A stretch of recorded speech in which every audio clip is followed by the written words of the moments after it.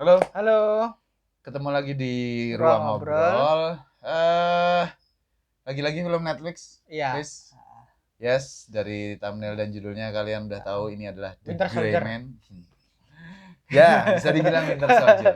Oke, yang membuat aku penasaran untuk nonton film ini memang mau nggak mau Russo Brothers sih. Kalau aku pribadi artinya selepas dari MCU, kayaknya ada proyek lain tapi aku lupa itu apa. Tapi kemudian nonton trailernya beberapa minggu yang lalu terus ngerasa bahwa The Gray Man ini kok dari trailernya tuh adegan-adegannya Captain America The Winter Soldier kok ada di sini gitu Mhm, kan. Salah satu adegan yang dia di tram mhm, kereta api kota itu dia pakai shieldnya polisi mhm. ditembakin gede gini tuh, ini kayak Captain America banget nih. Kebetulan Chris Evans juga di situ kan, jadi Iya. ya udahlah gitu. Nah, gimana Riz habis Kalau nonton? aku nonton karena Mas Bagas ngajak review. Ya, Aku betul. tidak aware dengan film ini sama Sama sekali, sama sekali. sekali. Dan pun aku ngajak, abis itu kamu masih kayak skeptis kan? Apa sih? Ya. Karena gimana ya? Seperti Sebelumnya seperti biasa Netflix bukan filmnya. bukan bukan soal itu. Hah? Russo Brothers tuh kan sempat ngedirect juga nih Extraction Oh di Netflix si juga. Russo. Nah, iya iya iya. filmnya selepas Netflix selepas filmnya yang ada di luar MCU, entah dia itu sebagai produser atau sebagai anu tuh tidak bisa memuaskanku. Hmm. Oke. Nggak sampai titik seperti barnya film-filmnya di MCU. MCU terutama Jadi Winter Soldier sama Infinity ya mungkin ya. Supar aja lah, Supar Ya, aja. oke. Civil War aja dia nggak ngangkat gitu. Nah, Enggak. Civil War tapi enggak ngangkat. makanya kemudian ketika The Gray Man ini oh premisnya si Russo itu aku nggak excited Hmm. ketika sampai Oke. ngomong itu ya udahlah tapi tonton baru aja aku tonton Ya. steak ini kita ngetik setengah jam setelah aku selesai nonton. Ya. Aku beberapa hari Nah, sebelumnya udah nonton. nah untungnya apa namanya yang ini filmnya bener-bener enjoyable, Ya. fun. Jadi Oke. aku nggak bisa berhenti nonton nih. Dan sejujurnya salah satu muatan utamanya yang paling bikin keren tuh aksinya ya. Jelas. Pasti Itu yang aksinya. dijual itu ya. Yang jual aksinya. Aksi itu ini film full aksi. Full blown Betul. aksi dari awal Betul. sampai akhir. Spionasenya nggak dapat. Spionasenya Enggak. nggak dapat. Agent-agenannya Nah, enggak. tapi aksinya dapat. Betul. Beneran textbook Winter Soldier banget. Betul sekali. Bahkan ini kita kalau berandai-andai menonton ini di bioskop itu bakal tegang banget. Ya, jadi Bakal emang. tegang banget. Nah ini case yang agak sayang, cuman di Netflix ya. Sebelum di luar negeri, Selected Cinemas nayangin. Oh gitu. Sebelum tanggal tayang di Netflix. Ya. Tapi ya emang tujuannya filmnya untuk Netflix. Ini cinema experience-nya dapat ya. Menurutku. Karena beneran tegangnya dapat. Ya. Dan aksinya nggak putus. Betul, padat ya. Padat. Oke. Dramanya oke. Oke aja. Tidak seperti Winter Soldier. Tapi karena Winter Soldier itu kan kita udah punya investing karakter ya. Iya. Jadi tinggal nerusin. Nah, ini karakter baru. Ini udah cukup lah. Ya, udah bagus ini dalam dan filmnya cukup lama ya, hampir 2 jam. 2 jam pas. Enggak, 1 jam 50 sekian menit setelahnya kredit. Ya. Kreditnya panjang. Betul. Nah, apa ya, kita juga nggak aku nonton tuh nggak ngerasa humornya kurang karena mungkin humor juga nggak terlalu dibutuhkan di film ini gitu. Kayak Winter Soldier Mas. Betul. Winter Soldier itu kan less joke ya. Iya betul. Langsung ke poinnya aja poin. gitu. Jadi humornya tuh humor yang one liner yang pas di situasi yang pas.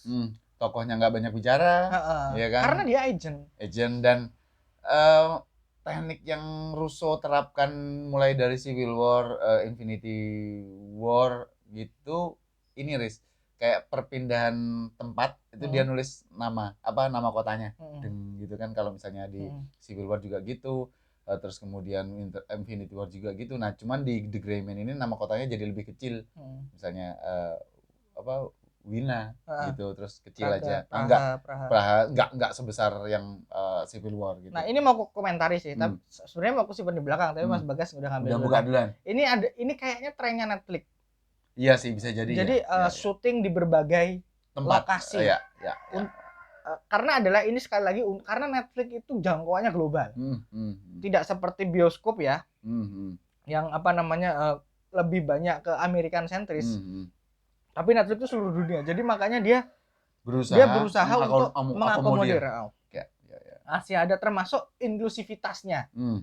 ada yang dari Tamil, ada yang dari walaupun kegunaannya maksudnya bukan ras tertentu pun nggak apa-apa sebenarnya. Tapi fine aja. Kasar as usual ya. Ya. Kasar as usual. Ya. As usual western movie. Ya, betul.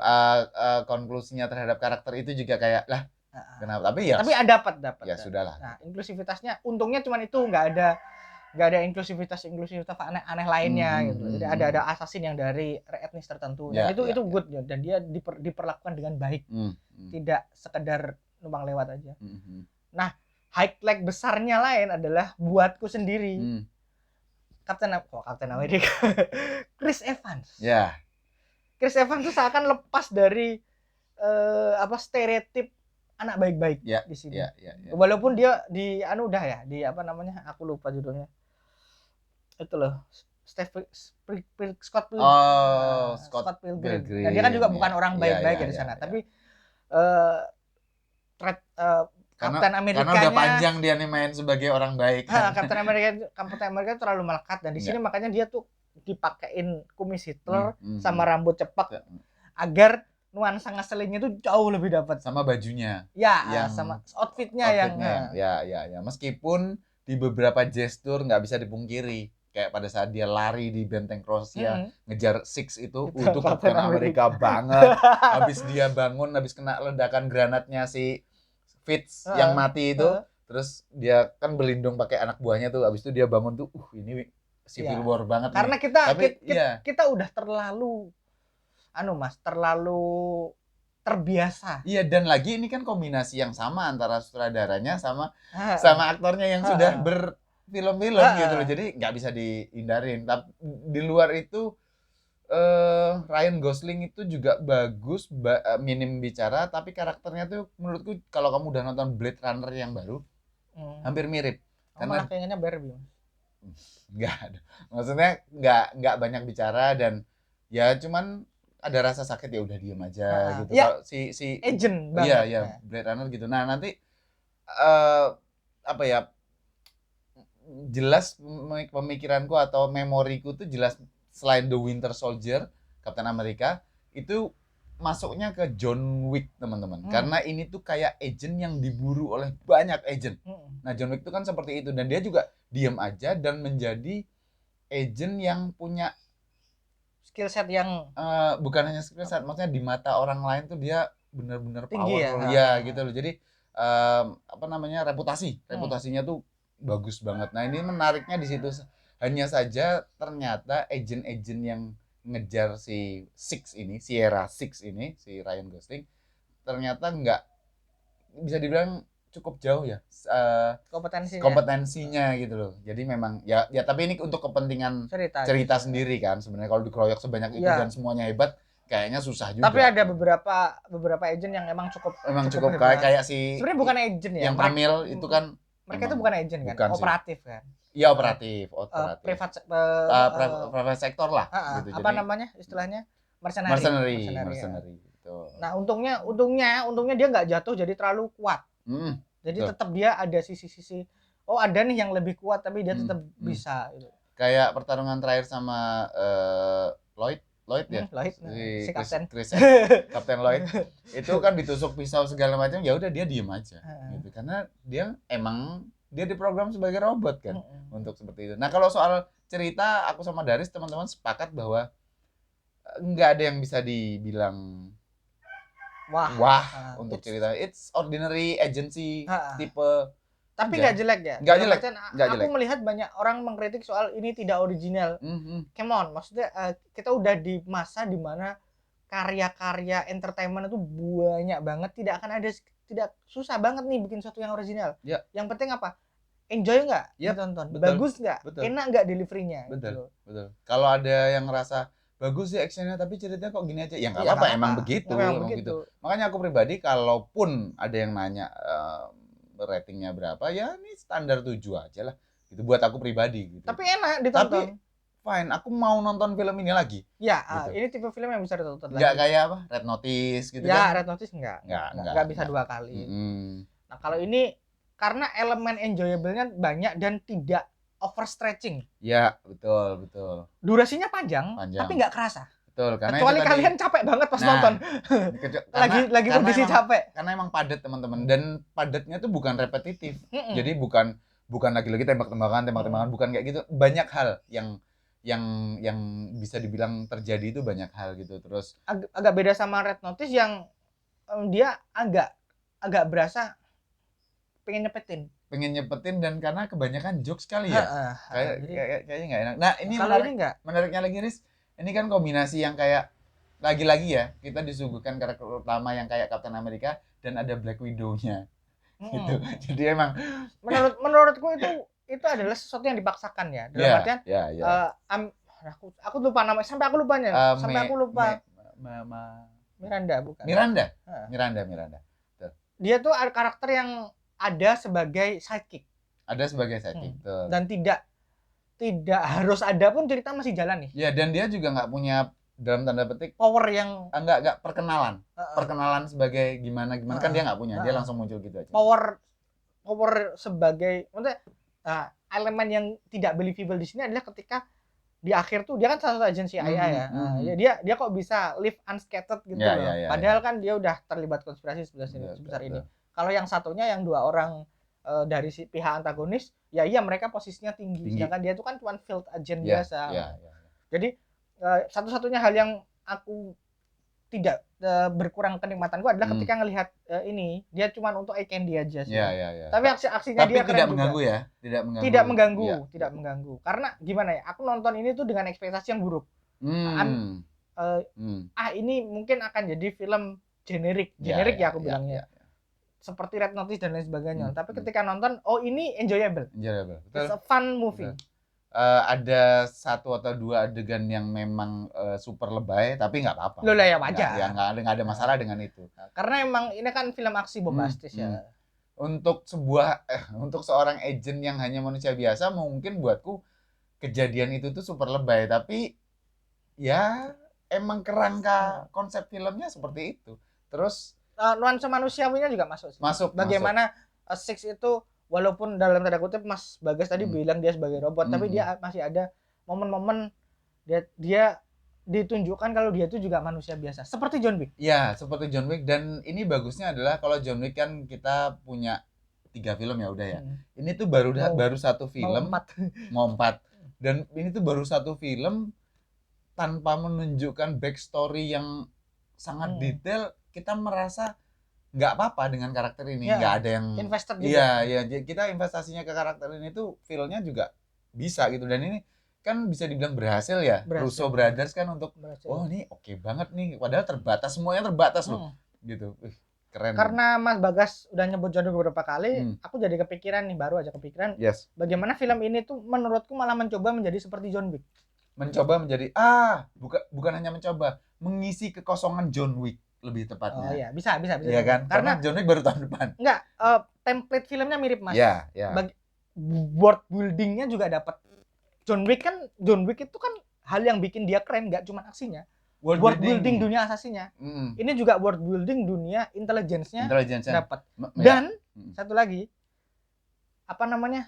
menyisakan ruang buat sequel. Ya, harusnya pasti ada sequel nih. Kalau nggak ada pun no problem. Masalah. Tapi kalau ada, kita craving more. By the way, kami nggak baca bukunya ya teman-teman, karena di kreditnya kan based on books gitu, jadi penulisnya siapa gitu aku lupa, tapi kami nggak baca, jadi kita benar-benar pure experience-nya dari film aja gitu, nggak tahu novel atau bukunya seperti apa. Dan apa. kalau ada sequel, aku welcome. Iya sih. Aku pengen nonton lagi. Kalau semuanya sequelnya tayang di bioskop pun, aku tidak masalah nonton di bioskop, nggak harus di Netflix pun, karena emang cinematic experience-nya dapat. Tapi kalau bisa direkturnya tetap.